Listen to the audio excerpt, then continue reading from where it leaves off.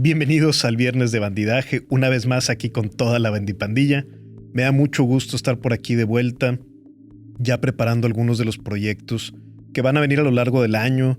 Me están preguntando, qué fea frase, luego suena así como de influencer, pero realmente así es como empezó al menos esta idea. Me escribió una persona y me dijo, oye, ya has platicado mucho que vas a hacer los cursos de escritura, ¿cuándo empiezas? No lo sé, pero será bastante pronto. Ya hasta compré el .com por ahí. Entonces pronto les avisaré por aquí cuando vaya a empezar que nos juntemos la bandipandilla, a estar en unos en vivo, en talleres de escritura. Y ya les hablaré de eso cuando lleguen algunas semanas o quizá un par de meses. Pero por lo pronto hoy vayamos con el tema que nos compete después de esta promoción descarada. Y el tema de hoy es una película que vi el fin de semana pasada por segunda vez. Se llama Breakfast Club o El Club de los Cinco. Es una película de 1985, que haciendo cuentas ya hace un poco más de 40 años. Y esta película la hizo, la dirigió y la escribió John Hughes. John Hughes es la mente detrás de Mi Pobre Angelito. Aunque el director de Mi Pobre Angelito es otro, Christopher Columbus, John Hughes fue la mente detrás de esta y también detrás de Ferris Bueller's Days Off y algunas otras películas que fueron muy exitosas en los 80s y 90s. Principalmente creo que si algo distingue a John Hughes era que hacía estas películas que eran alegres y sobre todo que no necesariamente tenían que ser realistas, sino ser entretenidas, como lo vimos muy claramente en Mi Pobre Angelito 1 y 2. Pero antes de que llegara Mi Pobre Angelito, 5 años antes, vino The Breakfast Club.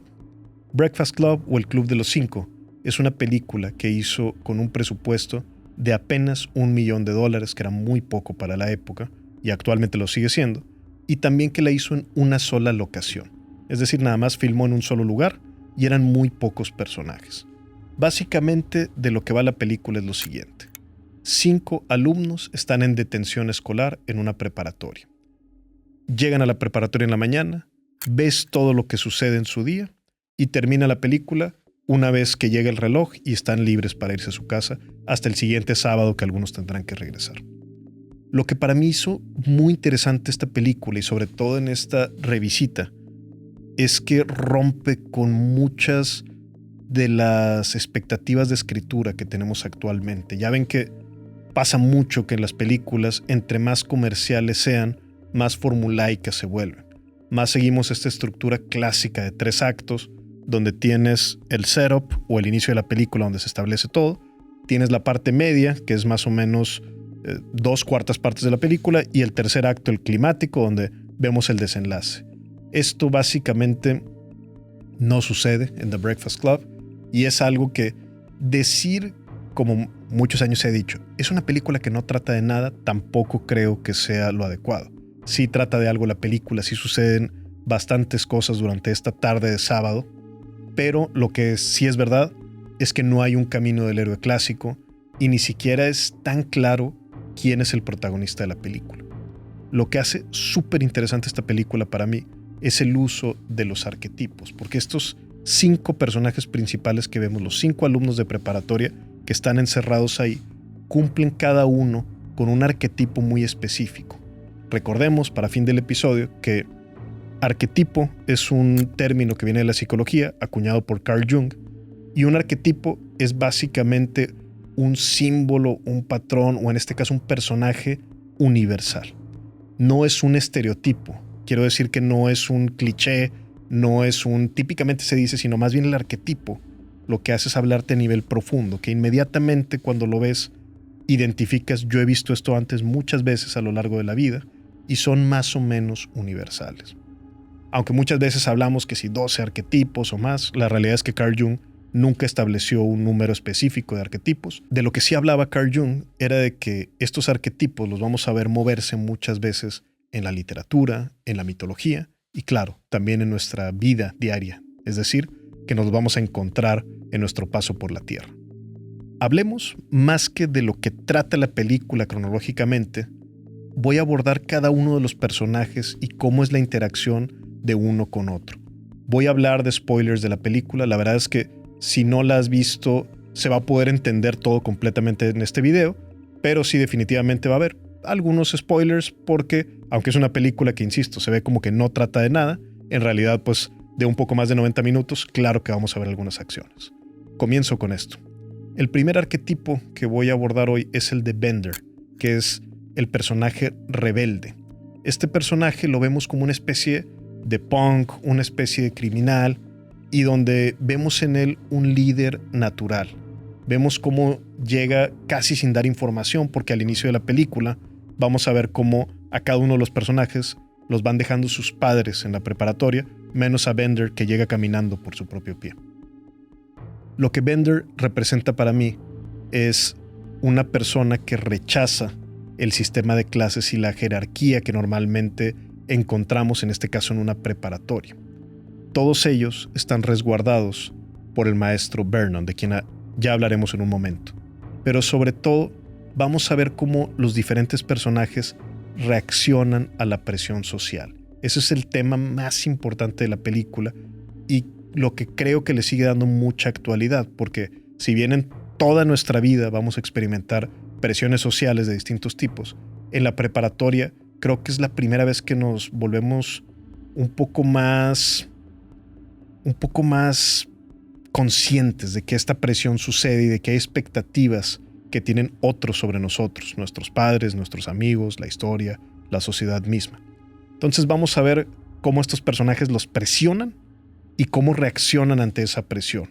Ahí es donde vemos el verdadero carácter de cada personaje y lo que creo que es más valioso de esto, porque al final cada uno se va dando cuenta de lo que se espera de ellos y al menos se acerca un poco más a escapar de ese supuesto destino que alguien más les impuso. Y eso es a lo que se refieren al principio y al final de la película, donde se repite el mismo monólogo, el mismo ensayo, donde hablan de ya no estar hipnotizados, ya no estar brainwashed, es la palabra que utilizan en inglés puntualmente. En el caso de Bender, del punk, lo que se le reclama mucho, y se lo hace ver el director, es el potencial que tiene y que no está utilizando. O quizá la falta de potencial que tiene en sí mismo. Bender es, a nivel social, el único que nos damos cuenta que vive en una sociedad, o más bien en un contexto de pobreza, en un contexto de carencia y en un contexto violento, en el caso de sus padres. Todo lo contrario vamos a ver en el segundo personaje arquetípico, que es Brian Johnson. Brian se define a sí mismo como el cerebro, y es exactamente lo opuesto, porque es el personaje más plano de la película, es el personaje del que desde que lo vemos creemos comprender totalmente. Es el, entre comillas, ñoño, es el que le va bien en clase y que tiene mucha presión porque le fue mal en un taller que era supuestamente el más fácil de todos, en la clase de relleno. Claro que esta expectativa tiene la subversión más grande de la película, cuando cada uno va contando más o menos qué fue lo que lo trajo ahí y qué fue lo que lo trajo a la detención, porque entre ellos no eran amigos, sino que se encuentran atrapados en esa situación. Y la razón de Brian es quizá la más oscura de todas, porque menciona que encontraron en su casillero un arma de fuego. Y luego, tras un silencio que se vuelve muy profundo y tétrico, dice, bueno, era más bien una pistola de bengalas. Y todos se ríen. Es un momento que yo consideré muy valioso de la película y es de los más criticados de la película, porque hay una subversión de ir de la oscuridad hacia la risa, yo creo súper característica de la juventud y más de la etapa de la preparatoria, y donde él mismo logra reírse de la situación misma. Y encima de eso, a nivel simbólico, hay algo maravilloso que hace John Hughes aquí, y es que recordemos que una pistola de bengala, su uso no es dañar, es pedir ayuda, y eso es lo que termina haciendo Brian en este momento. El tercer personaje y último masculino que vemos, además de Bender, el punk, y además de Brian, el cerebro, es a Andrew, que es el atleta, es el personaje que hace lucha grecorromana. No sabemos bien, nada más lo vemos con la chamarra típica de alguien atleta, de alguien popular. Vemos cómo su padre lo está dejando en la escuela, en una camioneta, y que le dice al principio que lo que hizo mal fue que lo cachara, no que él hiciera una acción equivocada para poder estar ahí. A su forma, así como Brian es presionado por la expectativa de sus padres para ser el mejor alumno y para tener cierto promedio y poder entrar a una buena universidad, la presión del padre de Andrew se ejerce de una forma diferente. La presión es, debes de ser el más alivianado, debes de ser el más popular, debes de ser el que es el mejor atleta, así en contraste al otro que es el mejor cerebro. Pero así como vemos un personaje reaccionar ante la presión académica, el otro reacciona ante esta presión social y de popularidad. Como decía él, su padre lo presiona diciéndole: lo que hiciste mal fue que te cachara. Y más adelante nos damos cuenta en qué fue en lo que lo descubrieron. Y la acción que Andrew hizo, y que la menciona con mucha vergüenza, es que le hace una broma muy cruel con una cinta a otro de los personas que estaba con él en el locker, y de alguna forma lo humilla. Cuando el otro no tenía ropa puesta, le pone una cinta, todos lo ven y se ríen de él. Y él dice, Andrew, que lo llevó a hacer eso, a actuar como un bully, no fue tanto su carácter, que lo vemos a lo largo de la película, donde a él le termina ganando el que es un hombre gentil, un hombre bueno. Pero ¿por qué es que termina siendo él cometiendo el bullying? Y vemos cómo hay este lado del victimario, porque aunque suene extraño, esa fue la forma en que él llevó la presión del padre, que a través de historias le mencionaba como él había sido el popular de la prepa una generación antes. Entonces, básicamente, lo que vamos a ver en común de Bender, de Brian y también de Andrew es cómo este potencial percibido es lo que los presiona mucho. Tú debes de ser el mejor, tú debes de tener una expectativa alta, tú debes de tener un objetivo alto, tú debes de poder llevar una vida excepcional, sea cual sea de las tres líneas que estamos viendo. En el caso de Bender, tiene un encontronazo fuerte con el director, donde pienso, mi interpretación es que el director ve mucho de él en el propio Bender, pero sobre todo donde el propio Vernon, el director, el profesor que está ahí, lo reta a golpes físicamente. Le pone la cara enfrente y le dice: te regalo el primer golpe, tú puedes pegarme primero. Y ve cómo Bender se dobla, a pesar de ser el aparente rebelde, el aparente criminal. Ve cómo no es posible, y Vernon hasta le remata y le dice: nadie te va a creer, es tu palabra contra la mía y tu palabra no vale nada. Entonces vemos cómo lo aplasta en ese sentido.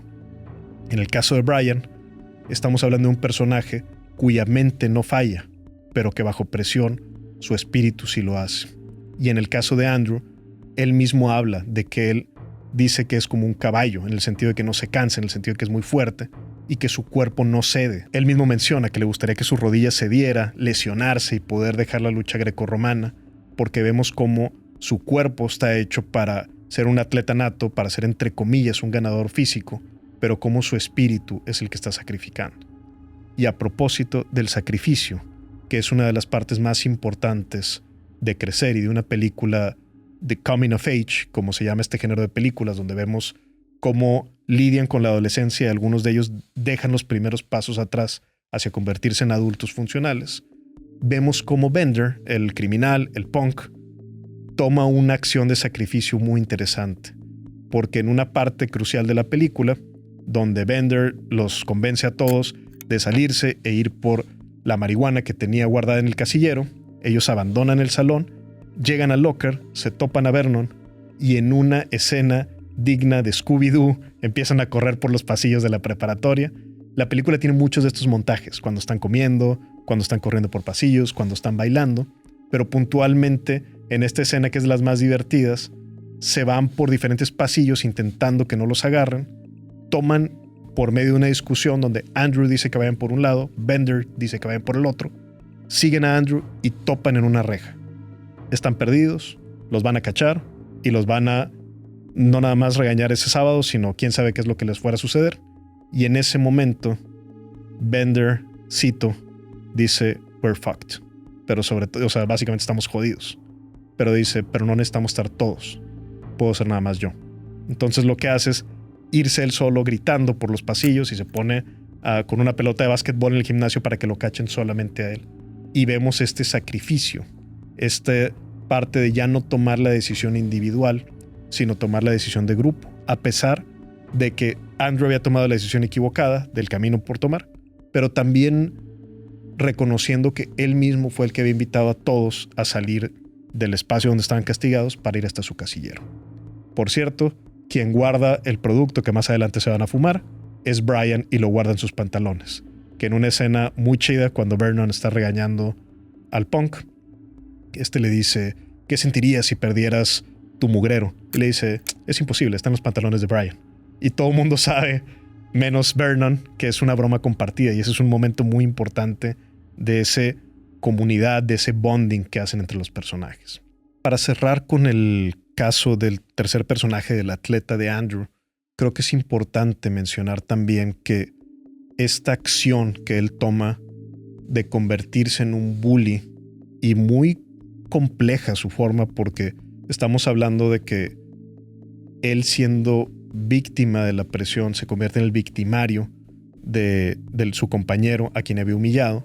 Y lo que menciona más claramente, y la parte más emotiva para mí de esta historia, es cuando él está diciendo que él no se imaginaba cómo su compañero iba a tener que regresar a casa y contarle a su propio papá cómo lo habían humillado en la escuela.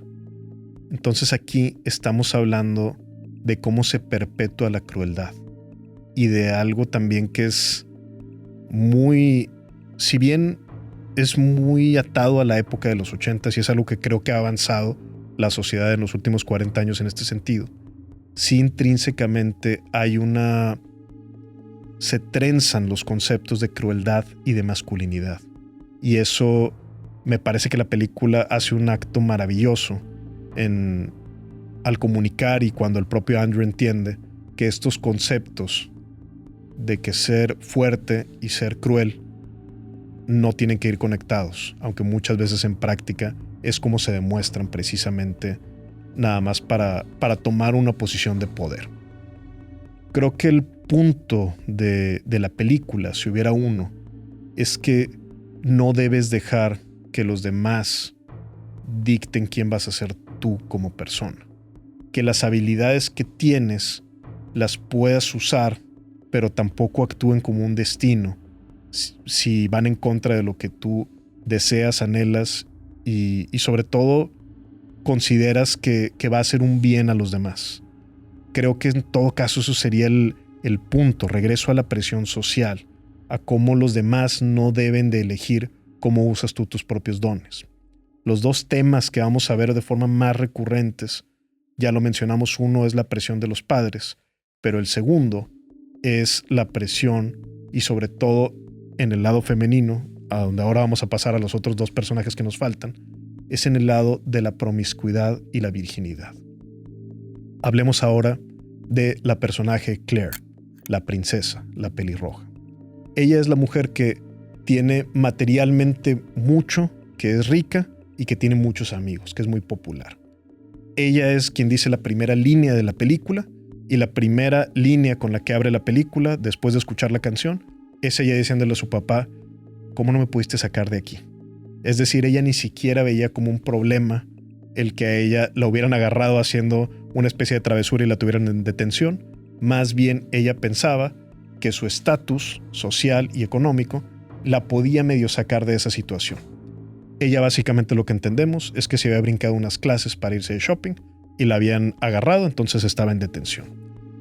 Ella socialmente, dentro de la preparatoria, sabemos que por su popularidad, nada más en todo caso hubiera podido convivir con Andrew, con el atleta, quien, por cierto, primero vemos un poco de tensión, nos dan como algunas pistas de que pudieran ser una pareja potencial, sobre todo cuando vemos a Andrew defenderla de que Bender la estaba molestando o humillando al principio. A fin de cuentas, lo que a este personaje la mueve es que se da cuenta de que a nadie le interesa a ella como un individuo, más bien solamente por su estatus. Por eso es quien dice la verdad incómoda y que se va hasta las lágrimas cuando habla de qué va a pasar el lunes en la mañana, cuando ya se acabe este microcosmos del sábado y cuando regresen al contexto de la preparatoria completa. Y ella es quien da la verdad amarga y quien dice, el lunes nosotros no vamos a poder ser amigos. Ella dice que tiene que cuidar el status quo y que ella ni siquiera tiene permiso, ¿de quién? ¿Quién sabe? Pero así habla, no tiene permiso de poder hablar con todos los que están atrapados ahí, más bien haciendo una diferencia de estatus social. La última figura que hace el Club de los Cinco, el Breakfast Club, es Allison. Allison representa el arquetipo de la persona extraña. Ahora, 40 años después, quizá le podríamos llamar gótica, quizá le podríamos llamar, también en la película le llaman basket case, hablan de alguien como que no cabe en la norma social común. Ella es la única personaje, curiosamente, que no es confrontada por Bender, que el rebelde no se atreve ni siquiera a cruzar una línea con ella. De hecho, al principio también nos dan como una distracción donde uno asume que ella no habla, que quizás sea muda. Y esto creo que se hace porque lo que nos quiere decir es que ella no responde a los inputs de los demás, ella no responde a la presión social, se queda callada en su propio camino. Pero esto no significa que la presión no exista. Más bien lo que nos comunica es que, como en todo adolescente, y es muy importante tomar en cuenta que a quienes estamos viendo son a personajes en formación, son adolescentes, ella reacciona con miedo y, es decir, no se abre para demostrar quién es enfrente de los demás. La única forma en que ella empieza a interactuar es con mentiras. Una línea muy importante de la película es cuando empiezan a hablar precisamente del tema de promiscuidad, de virginidad, y ella menciona que ella es ninfómana y que de hecho está teniendo relaciones con su psiquiatra muchas veces, ¿no? Ella abre esta pieza de información, todo el mundo se queda como impactado porque ella era la callada del grupo y demás. Tiene un encontronazo con Claire, a quien también presionan, diciéndole que si ella es virgen o si no lo es. Y aquí Allison dice una de las frases más icónicas o más profundas de la película para mí. Porque Allison, esta chica callada, la chica weirdo, la chica que entre comillas podría estereotiparse como entre comillas loca, le dice una pieza de sabiduría y básicamente le habla a Claire y le dice: si no lo has hecho, eres una puritana. Y si sí lo has hecho, eres una zorra. Es una trampa. Quieres y puedes, pero si lo haces, desearías no haberlo hecho.